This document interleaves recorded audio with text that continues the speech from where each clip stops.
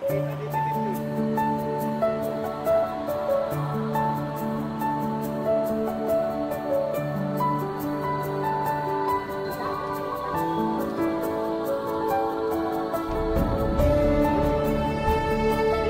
gabi, no? So ngayong gabi kasi ay magpa-food trip si Bakla. Sinamahan ko rin siya kasi galing siya ng Abu Dhabi. So ilibre niya kami. So tara, takbo tayo, parang ano na tayo. Ayan na nga katutoy. So saan kaya kami kakain, no? So dito tayo ngayon sa Satwa, no? So dito tayo, ay pupunta kami daw doon. Bakit doon tayo kakain? Oh, kasi mura nga lang. Mura, yan. So kasama ko si Ate Burnica, saka si Renren. Naalala nyo ng vlog ako that time, no, sa Abu Dhabi. So siya yung kasama ko noon sa Abu Dhabi. Ito siya, yan. Ito yung pinakamayaman doon sa Abu Dhabi. So i-trip na tayo sa pagkain.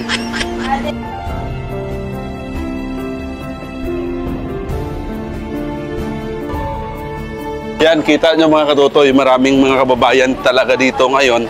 Kasi Sabado ng gabi, kaya maraming tao. Dito tayo kakain sa crispy chicken daw. Kasi mura yung manok, tapos crispy pa, masarap. Kasi 5 kami ngayon, 5 kami magkain. So may cameraman tayong kasama. Yan. Ngayon mga katutoy, no, nandito na kami. Ang dami ng in-order ni Renren. So ngayong gabi mga katutoy, nagpapasalamat tayo sa kanya na nilibre tayo nito. At saka na-appreciate ko talaga yung kanyang pagkakaibigan, no, sa aming mga ka-roommate gumala sa dito sa Dubai. Sa Abu Dhabi kasi siya tatrabaho, no. So ngayon, salamat, madam.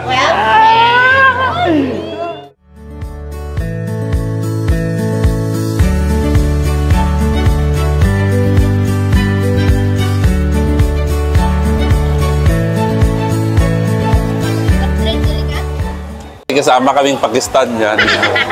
Good? Good? Yan. Si Pabibi girl ng Satwa. Sa mga kababayan ko dyan na gusto makatipid ng pagkain at inire-recommend ko po sa inyo itong crispy chicken na ito, no, mga katutoy. I-recommend ko po sa inyo to kasi napakasarap, tapos 4 na piraso mga katutoy, 16 dirham lang, ha? Saan ka pa niyan? Tapos napakalaki yung chicken nila. Yan, 4 na piraso, ha? Napakasarap mga katutoy. So hindi namin naubos yung pagkain namin, so i-take away namin to. Ito na yung take away natin, no? So sakto pa to bukas ng umaga, kakainin rin natin to. At saka may mga kasama pa tayo doon, ipatikim natin to sa kanila mga katutoy. Manok ba na masarap ang hanap nyo mga katutoy? At crispy at bagong luto at putok-batok mga katutoy. Nandito sa Satwa. Okay, cut.